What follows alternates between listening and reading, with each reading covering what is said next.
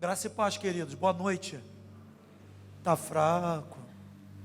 Graça e paz, boa noite. Amém, amém. Louvado seja o nome do Senhor. Eu quero agradecer a todos que me felicitaram nesse dia. Me senti honrado e amado por todos vocês. E quero desejar também aos papais presentes aqui. Quantos papais tem aqui? Levanta a mão. Quero desejar aos papais presentes aqui meus parabéns, que o Senhor capacite cada um de vocês para a nobre missão de fazer filhos discípulos de Jesus. Essa é a nossa maior tarefa, a nossa maior missão. Então, parabéns para os pais aqui no nome de Jesus. Louvado seja Deus. Bom, queridos, nós já temos identificado, temos falado sobre isso. Nós temos vivido tempos de um humanismo imperante, um humanismo prevalecente. Essa é uma realidade, um desafio que precisamos encarar como igreja.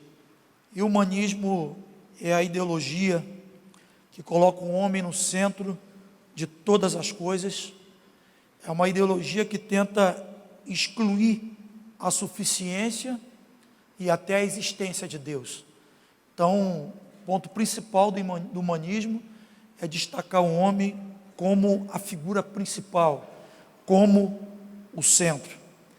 Nós temos notado uma crescente busca por respostas somente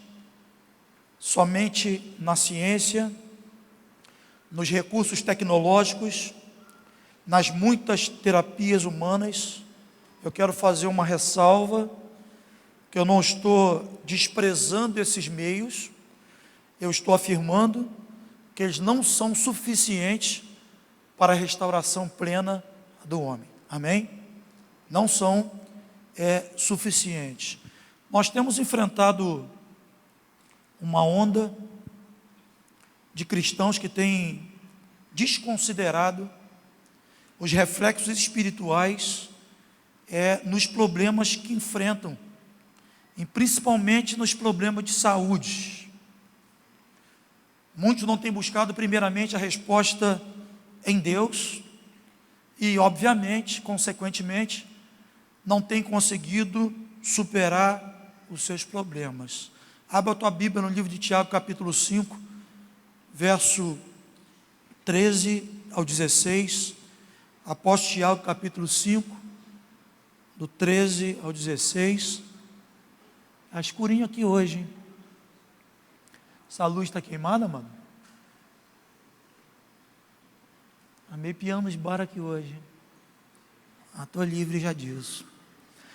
Então, Tiago, capítulo 5, verso 13, diz assim: o apóstolo faz uma pergunta: está alguém entre vós sofrendo? Faça oração. Está alguém entre vós alegre? Cante louvores. Está alguém entre vós doente? Chame os presbíteros da igreja, e estes façam oração sobre ele, ungindo com óleo, e em nome do Senhor.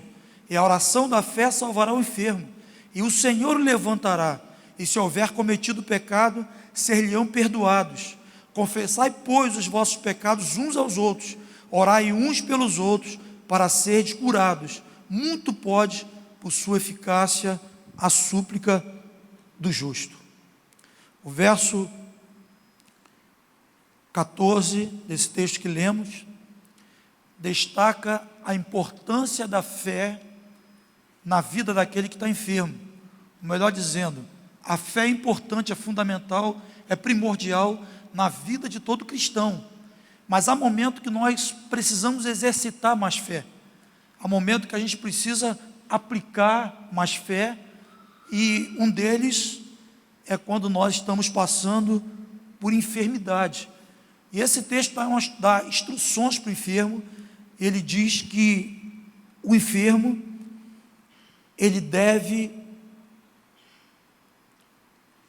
aquele que está enfermo deve chamar os presbíteros. Há alguém enfermo entre vós, ele chame os presbíteros, faça oração, unja com óleo. Essa expressão, chama os presbíteros, ela está diretamente relacionada à fé daquele que está enfermo. Quando nós lemos os evangelhos, nós vamos ver Jesus falando algumas vezes para pessoas que foram curadas, estavam enfermas e foram curadas. Jesus usou várias vezes essa expressão: a tua fé te salvou, ou a tua fé te curou. Então, nessa instrução que Tiago dá, quando ele diz, chame os presbíteros, ele está dizendo que é importante que o enfermo exerça, demonstre a sua fé, para que ele possa experimentar a cura. E o verso 15 e 16, ele faz uma relação da enfermidade com a condição espiritual, quando ele relaciona confissão de pecado com cura física. Olha o que ele diz: a oração da fé salvará o enfermo, e o Senhor o levantará. Se houver cometido pecado, ser-lhe-ão perdoados. Verso 16: confesse as culpas uns aos outros, ore uns pelos outros, para seres curados. Muito pode, por sua eficácia, a oração de um justo. Então, está alguém doente, chama os presbíteros. Chamar presbítero é uma atitude de alguém que tem fé, que ela pode ser curada sobrenaturalmente, que ela pode ser curada milagrosamente. Então, está alguém doente, chame os presbíteros. E ele diz que ele relaciona a cura física à confissão dos pecados. Há caso de enfermos no físico, há caso de enfermos no psique, nas suas emoções, que a solução não está na indústria farmacêutica, que a solução não está no homem, porque há enfermidades que a sua origem, a sua ordem, ela é espiritual. Eu lembro daquele caso da mulher encurvada, que está registrado em Lucas capítulo 13, especificamente no verso 11, a Bíblia diz que aquela mulher estava possessa de um espírito de enfermidade. Alguém que está possesso de um espírito de enfermidade, não há química que resolva, não há recursos humanos que resolva, só uma intervenção espiritual pode mudar esse quadro. Uma vez eu fui visitar uma pessoa, junto com o Franco, e essa pessoa estava muito mal, muito doente, desenganada pelo médico, e havia uma urgência que a gente chegasse até ela para orar. Conseguimos chegar no quarto, e quando chegamos na porta do quarto, visualizamos a menina que estava naquela situação. Nós fomos em direção à pessoa e Franco desviou, e foi orar para uma outra pessoa, e eu fiquei junto à pessoa que nós fomos orar esperando. E quando o Franco começou a orar pelaquela mulher, ela começou a chorar, e ele falou: só você está nesse quadro, não é por uma causa, uma origem física, a raiz da tua enfermidade é uma raiz espiritual. Teu coração está tomado de amargura, falta de perdão, tua alma está azeda. E ela começou a chorar, ela disse: eu sei disso. Esses dias que eu tenho estado aqui, eu tenho pedido a Deus para me dar a oportunidade de sair desse leito e fazer um caminho de volta, procurar as pessoas a quem eu ofendi, procurar as pessoas a quem eu tenho nutrido amargura, ressentimento. O Espírito Santo já falou isso comigo. Ore por mim, para que eu possa levantar daqui e para que eu possa consertar essa área da minha vida. Então, há enfermidade que ela não tem origem física, tem um reflexo físico, mas ela não é de ordem física. Há enfermidades que elas são de ordem espiritual. A atitude de um discípulo diante, principalmente, de um quadro de enfermidade, é antes de marcar a cirurgia ou fazer aquela sabatina de exame, a atitude de um discípulo de Jesus deve ser chamar os presbíteros da igreja. Isso é um ato de fé.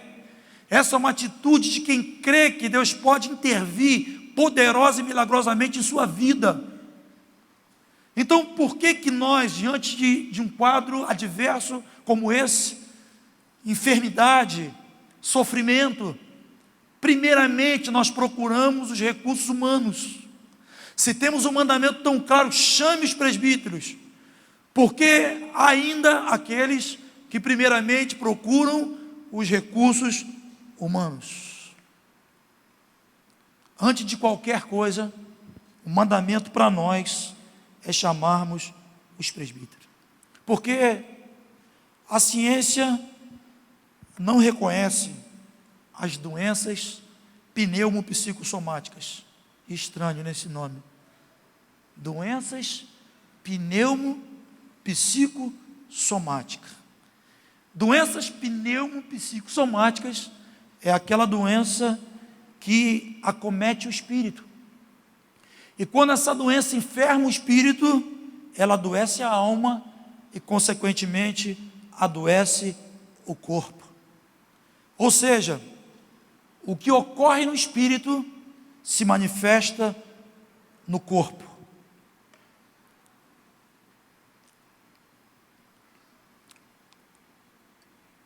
A ciência não reconhece o espírito. Como não reconhece o espírito, o diagnóstico não é um diagnóstico pleno. Mas a palavra de Deus mostra que temos um espírito, e que esse espírito deve ser bem cuidado, que esse espírito deve receber um zelo devido para que a gente tenha uma alma sã e tenha um espírito sã.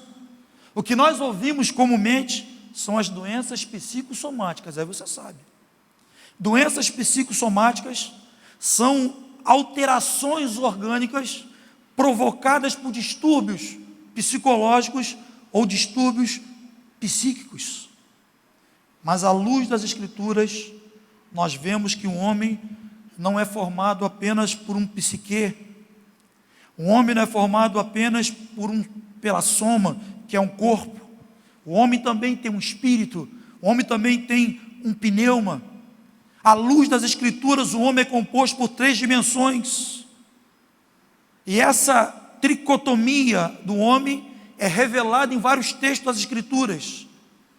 1 Tessalonicenses capítulo 5, verso 23, diz que, abra a tua Bíblia, por favor. 1 Tessalonicenses, pode projetar aqui, querido? Vamos usar o telão. 1 Tessalonicenses 5, 23.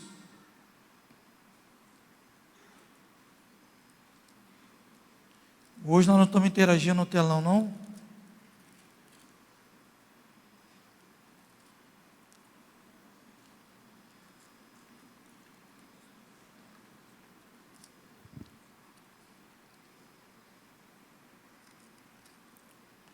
Vamos lá. O mesmo Deus da paz vos santifique em tudo, o vosso espírito, alma e corpo sejam conservados íntegros e irrepreensíveis na vinda do nosso Senhor Jesus Cristo. O mesmo Deus de paz vos santifique em tudo. Tudo o quê? Lê ali. Tudo o quê? Tudo o quê?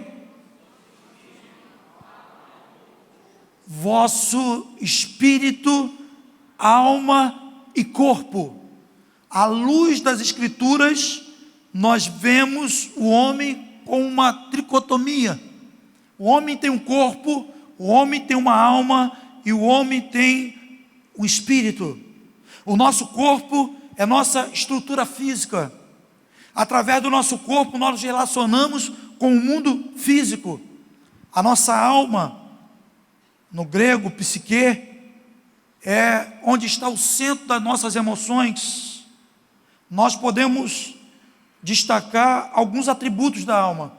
O intelecto, essa capacidade de recordar, essa capacidade de julgar.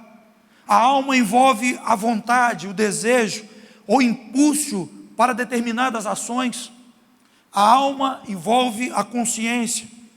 A consciência é aquela voz interior que classifica os nossos atos como certo e como errado.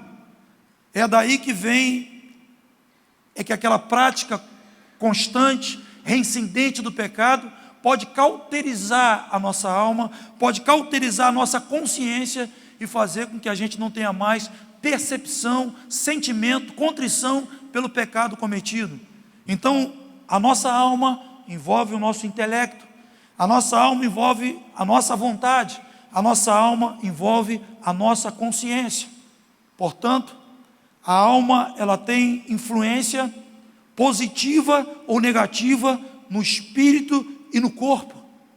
Por isso que no Salmo 131, verso 2, o salmista diz que ele fez sossegar a sua alma. Ele classifica a sua alma como uma criança desmamada para com a sua mãe. Ele diz que assim é a sua alma para com ele. Então ele diz que ele fez aquietar, sossegar a sua alma. Quem tem domínio próprio, coloca a sua alma sob domínio do Espírito Santo. E colocar a alma sob domínio do Espírito Santo e ter domínio próprio tem a ver com as escolhas que nós fazemos. Quando nós resolvemos não ressentir, resolvemos não vingar, resolvemos não dividir, resolvemos obedecer, resolvemos ser verdadeiros e honestos, resolvemos ser generosos, sermos fiéis, resolvemos ver menos internet, menos Netflix, e nos dedicamos mais à oração, nos dedicamos mais à palavra. A alma tem a ver com as escolhas que nós fazemos sobre com quem nós vamos andar, que eu já ouvia da minha mãe desde pequeno: me diz com quem andas, que eu digo quem tu és. Alma envolve intelecto, alma envolve vontade, alma envolve consciência. E por último, é o espírito. O espírito do homem é a parte do nosso ser que nos diferencia de todos os outros seres vivos criados na terra. Não tem nenhum outro ser vivo que tenha um espírito que não seja um homem. Por que isso? Porque o homem foi criado à imagem e semelhança de Deus, e Deus é triuno. Deus é espírito, Deus é alma, Deus tem uma expressão, Deus tem um espírito. Então, João capítulo 4, verso 2, diz que Deus é espírito. Se nós fomos criados em imagem e semelhança de Deus, nós temos um espírito. E o diferencial do homem para todos os outros seres criados é porque nós temos em nosso interior o Espírito Santo. O espírito do homem é o reflexo do próprio Deus, que está intimamente ligado com o Espírito Santo. O nosso espírito, quando recebemos o Espírito Santo em nossa conversão, o Espírito de Deus, ele se liga ao nosso espírito. E o nosso maior desafio é deixar o Espírito Santo guiar a nossa vida, subjugar a nossa carne, para que a gente possa viver a vontade de Deus. O Espírito Santo na Bíblia é traduzido como fôlego, é traduzido como vento, é traduzido como ânimo. E sabedores da importância do Espírito Santo e como o estado do nosso espírito reflete na nossa alma e no nosso espírito, nós devemos saber como cuidar do nosso espírito. 2 Coríntios capítulo 7, verso 1, apóstolo Paulo diz: tendo, pois, ó amados, tais promessas, purifiquemo-nos de toda impureza, tanto da carne como do espírito, aperfeiçoando a nossa santidade no temor do Senhor. Deixa eu fazer uma pergunta: que tipo de impureza alguém pode ter no espírito? Uma vez que nós sabemos que o estado do nosso espírito reflete nossa alma, produzindo desordem, o estado do nosso espírito reflete nosso corpo, produzindo enfermidade. Quais são as impurezas do nosso espírito que nós precisamos nos purificar? Nós poderíamos dedicar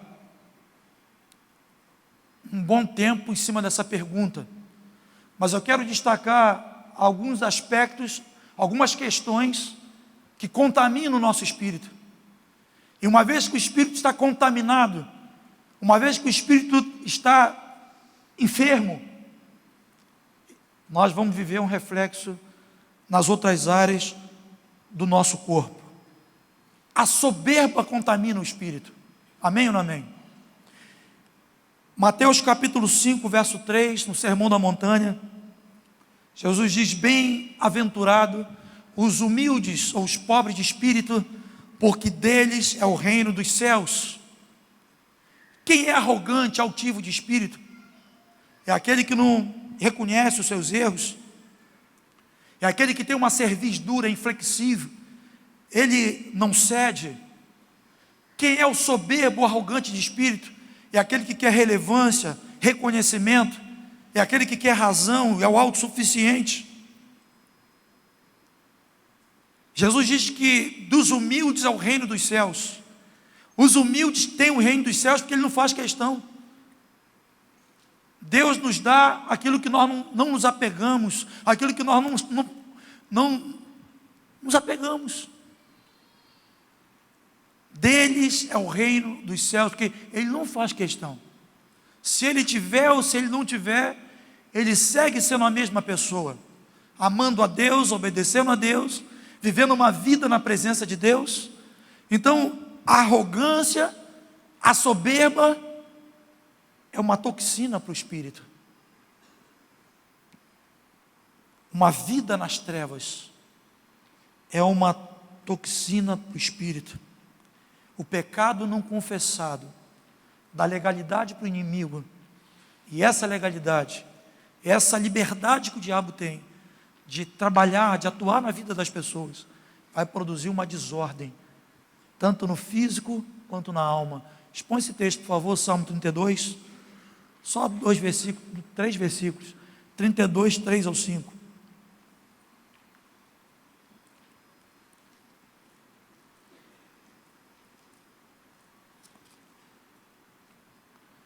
Enquanto calei os meus pecados, envelheceram os meus ossos, e pelos meus constantes gemidos todo dia. 4. Porque a tua mão pesava dia e noite sobre mim, o meu vigor se tornou em sequidão de estio.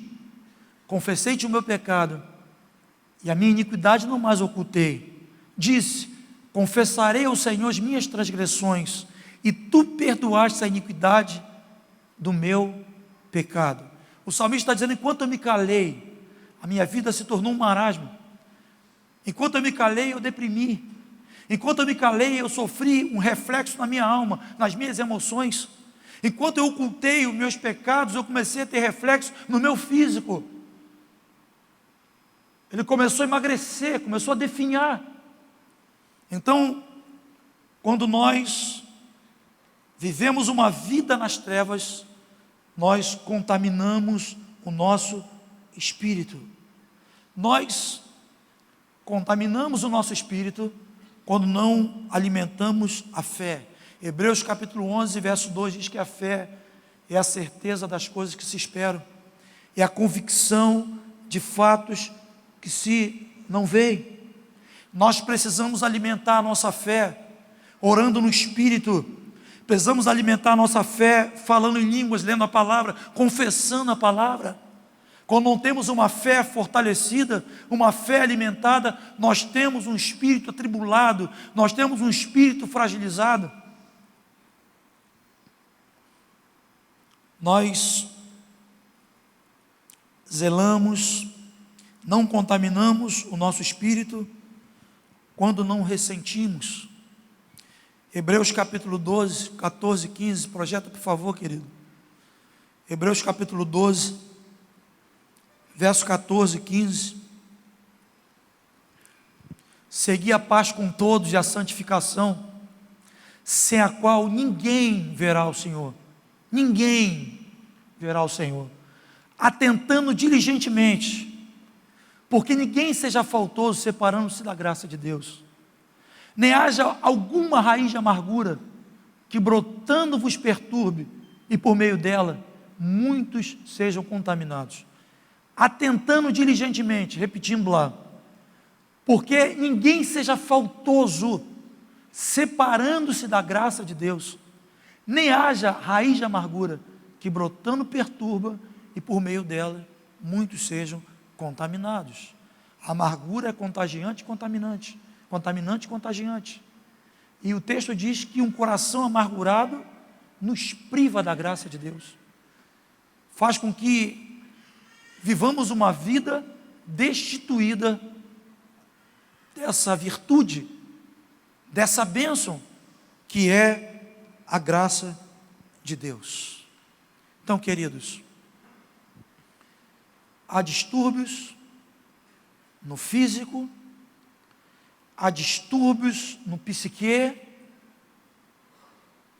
que não tem origem no físico, que você não vai encontrar resposta nas medicações, você não vai encontrar resposta na ciência.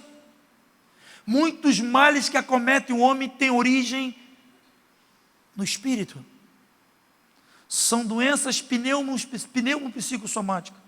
São doenças cuja origem, a gênese, é um espírito desordenado. É o espírito doente. É um espírito enfermo. E nós que temos consciência, nós que temos entendimento do valor do espírito humano, é onde o Senhor se une conosco no nosso espírito. Nós precisamos zelar por essa parte do nosso corpo. Precisamos ter zelo, precisamos investir, precisamos fortalecer o nosso espírito. Salmo 51, para a gente encerrar.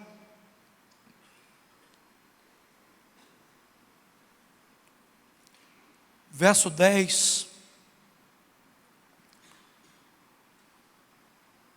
O salmista diz: cria em mim, ó Deus, um coração puro, e renova dentro de mim um espírito inabalável. Cria em mim, ó Deus, um coração puro, renova dentro de mim um espírito inabalável.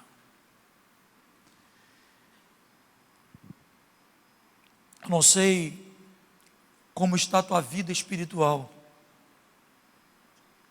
Eu não sei como você tem olhado para o teu espírito.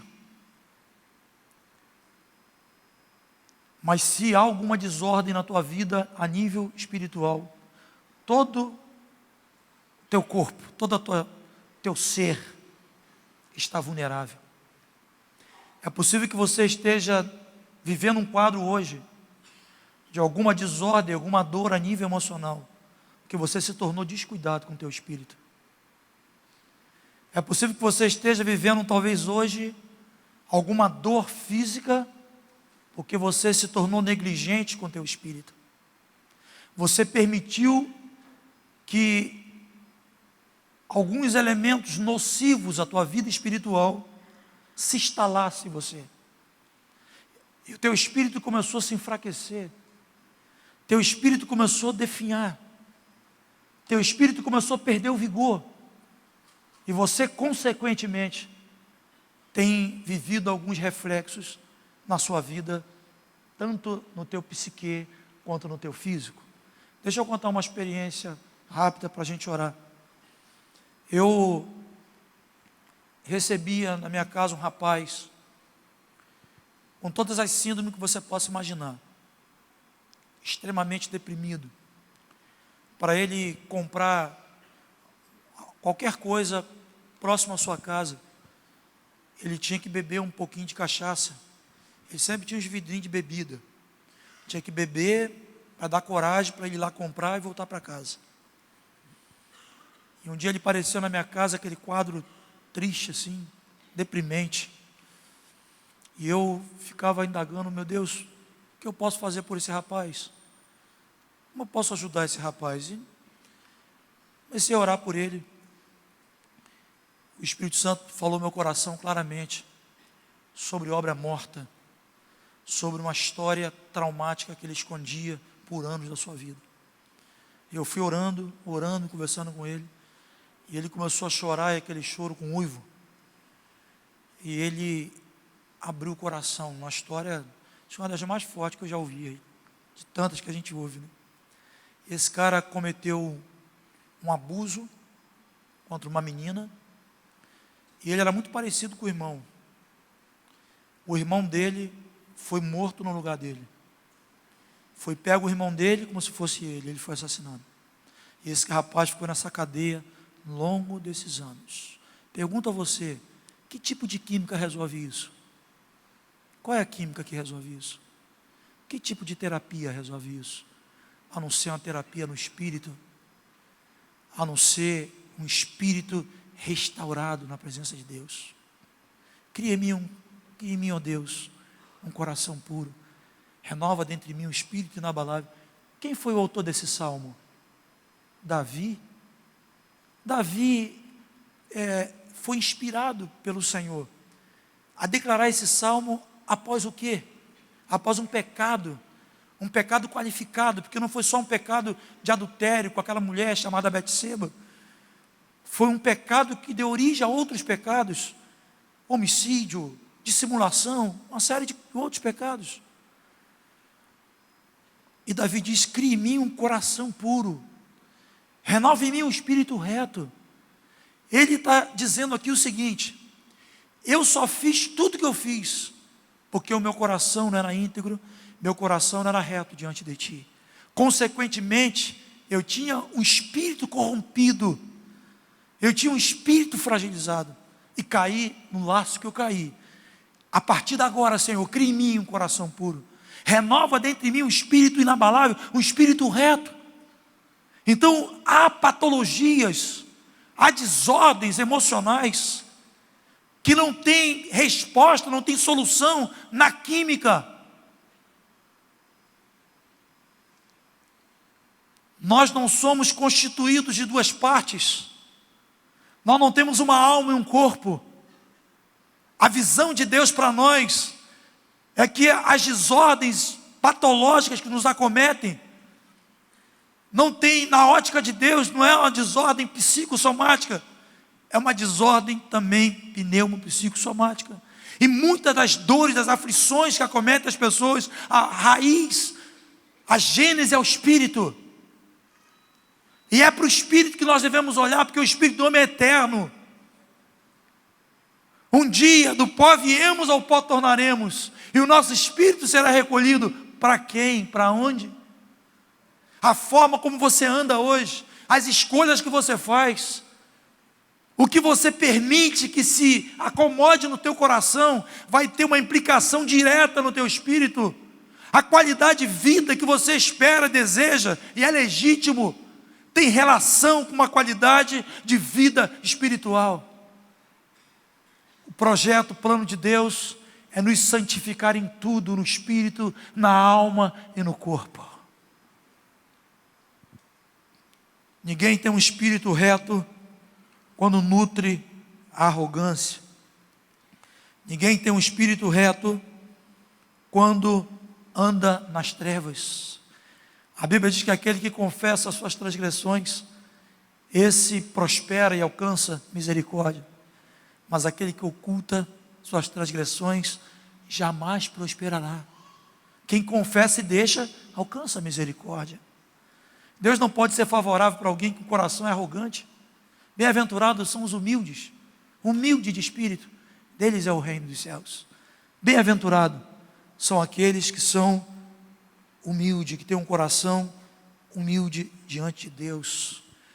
Como você tem dedicado o teu tempo? Quanto você tem dedicado o teu tempo entre a palavra e a tela da tua televisão? E só colocando toxina para dentro da tua mente. Quanto tempo você tem dedicado à palavra e às redes sociais? Fica igual um doido, nem interage com quem está à tua volta. Cria em mim, ó Deus, um coração puro. Renova dentro de mim um espírito inabalável. Coloque-se de pé no nome de Jesus.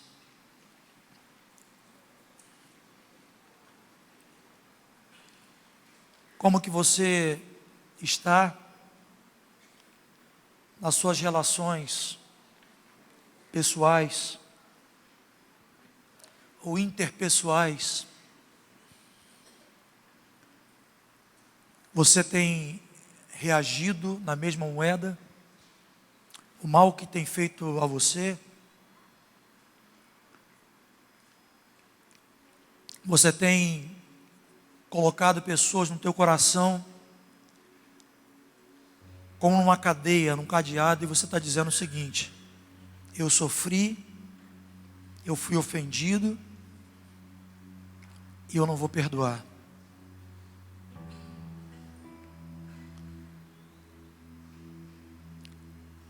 A cura que Deus quer operar na tua vida começa no teu espírito. A cura que Deus quer trazer para você, a ordem que Ele quer trazer para a tua vida começa no teu espírito. Se você está doente, exerça a tua fé. Chama os presbíteros. Tua fé pode te curar.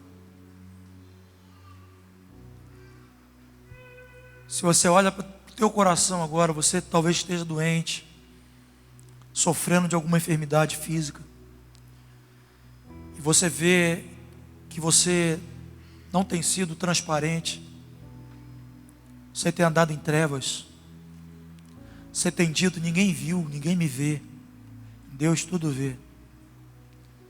A palavra diz que não há nada oculto que não seja revelado. Todas as coisas estão patentes aos olhos do Senhor. E você pode ter certeza que o estado da tua alma, o estado do teu espírito, tem refletido no teu corpo.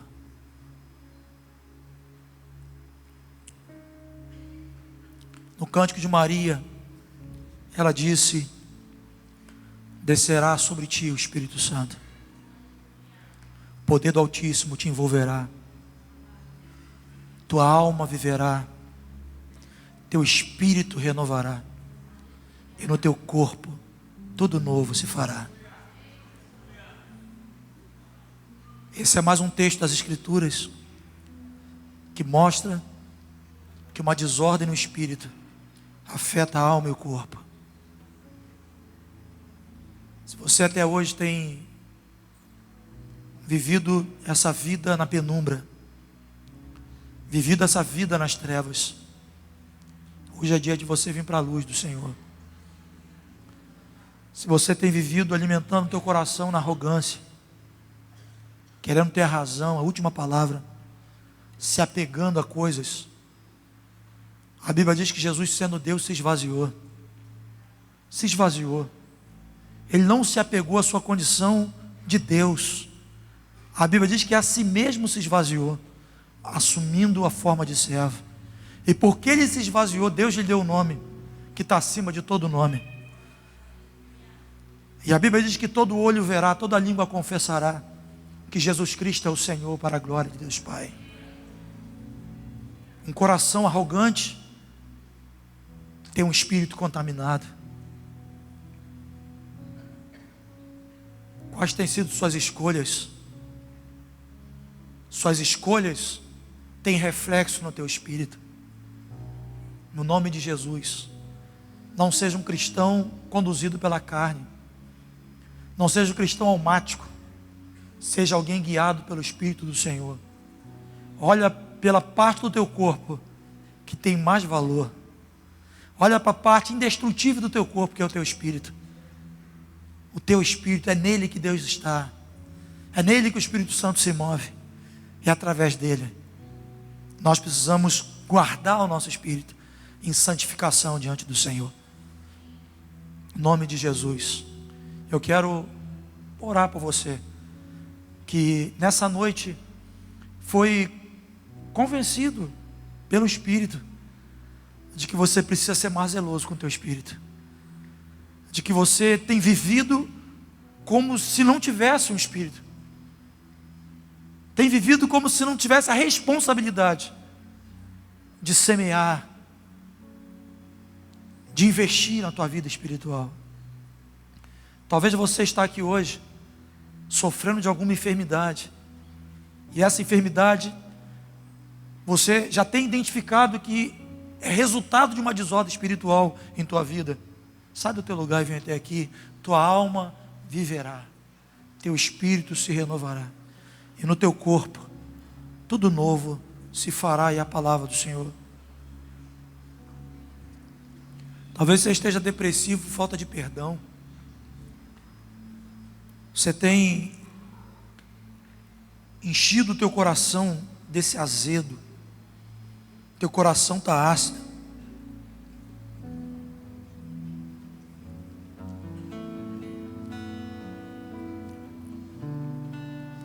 Provérbio 15:13 diz que o coração alegre formoseia o rosto.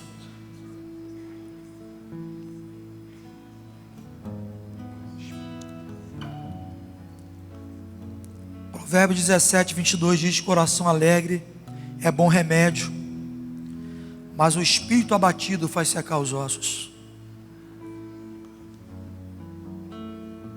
Talvez você esteja vivendo um quadro depressivo.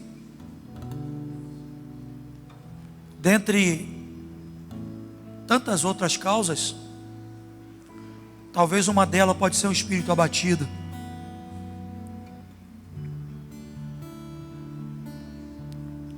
Pode ser um espírito amargurado. Sai do teu lugar em nome de Jesus. Diz: Senhor, aviva-me, Senhor. Aviva meu espírito. Aviva-me, Senhor. Sai do teu lugar em nome de Jesus.